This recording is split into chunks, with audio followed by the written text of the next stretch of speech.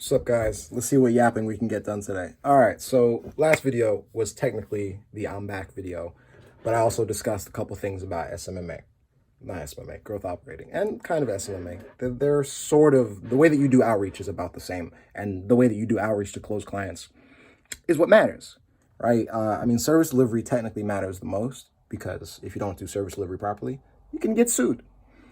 But if you don't close any clients and you end up on the street, right? Not to mention, depending on what services you do, you can close a client, then get paid by the client, then have the ability to do the services.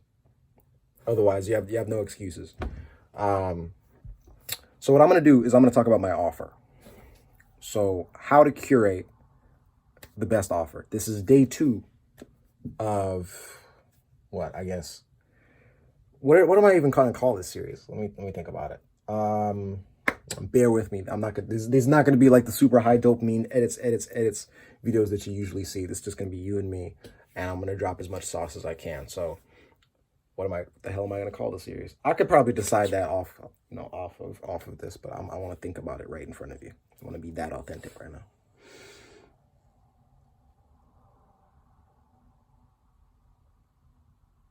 The Road to Become a Millionaire, day 2. Bingo. That's what it's called. Write that down right now.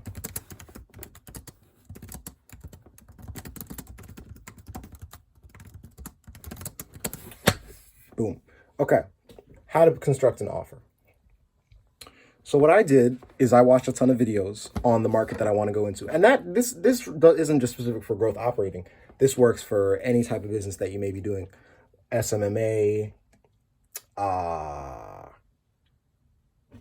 mean, that's the first thing that I could think of is just the different marketing agencies, SEO, whatever you want to do.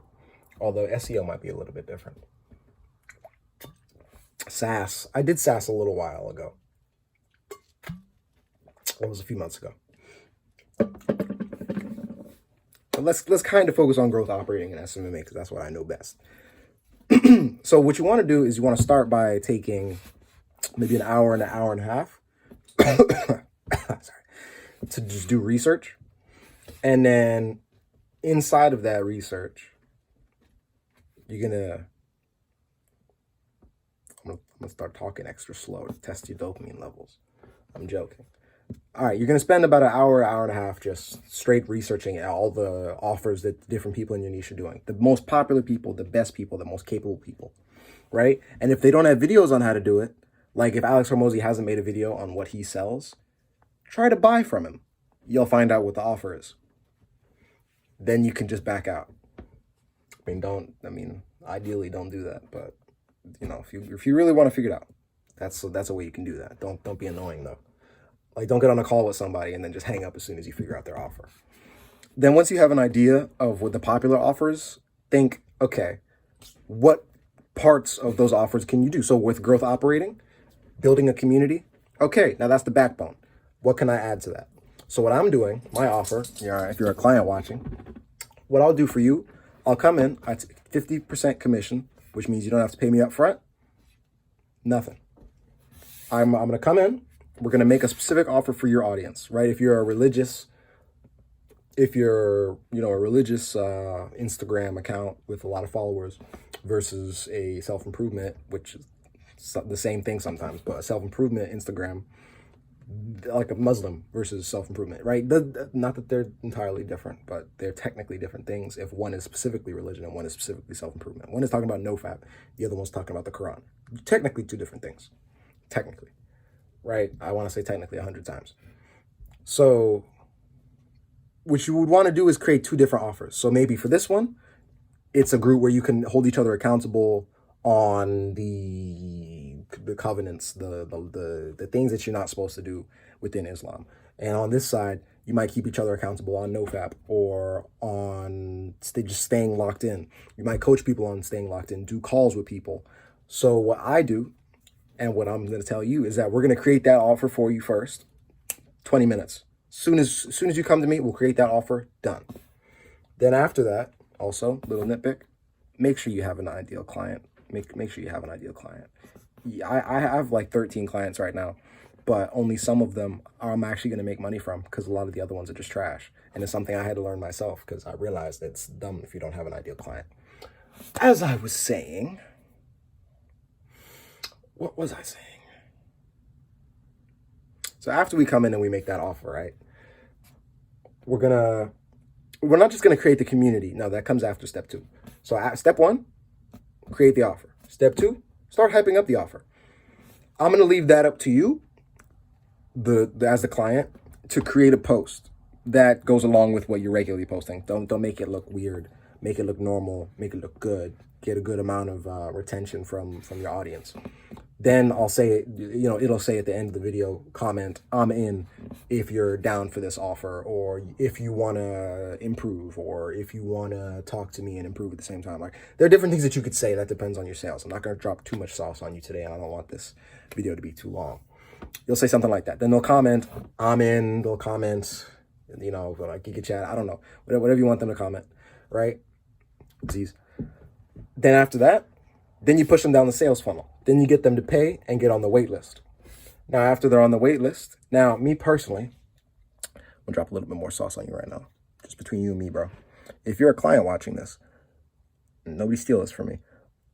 But, right, what I'll do is I'll make a high-ticket community and a low-ticket community. So the people that comment, I'm in, they're not going to want to buy.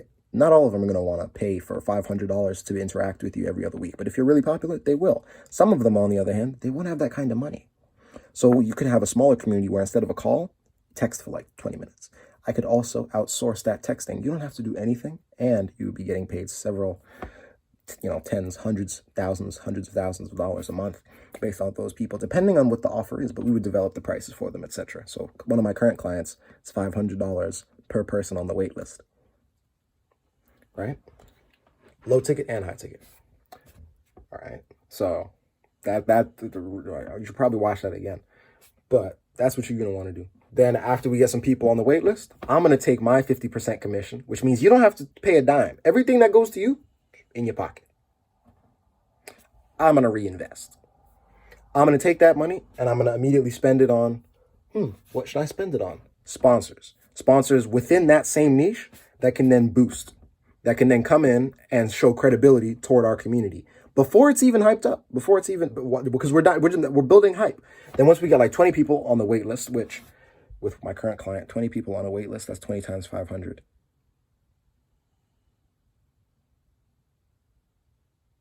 Do the math on your own. All right. Now, that's a lot of money. And we split that down the middle. My half, I'll keep getting more sponsors. I'll keep expanding. We'll build hype. And then after a week or 2 weeks, we'll stop taking people in, right? Make it exclusive. We'll stop taking people in. We'll build a community. We'll give them what they bought.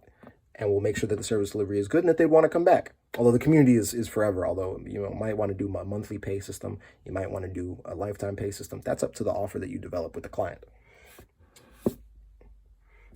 And then boom. And then maybe 2 weeks pass. Do it again. Not a new community and a new offer, but you reopen the gates to the offer that you had just developed, right? Because it was exclusive. You only were accepting 10 people paying $500. Now you're accepting 20 people. Then you can just keep repeating. You get to like 100 people, and then it's probably wise to just stop there. And then, not stop, but maybe for a little while, let it air out. But because 100 people paying $500 a month, you could be relatively happy with that. But let's say you're not happy with that. What we would do is keep getting more sponsors, keep building more credibility, but we'd stop promoting it to your audience. We'd have it promoted to your audience by other channels. That way it doesn't look like we're just spamming the same messaging, but other people are spamming your messaging, and that's usually a sign of credibility, right? And technically it is.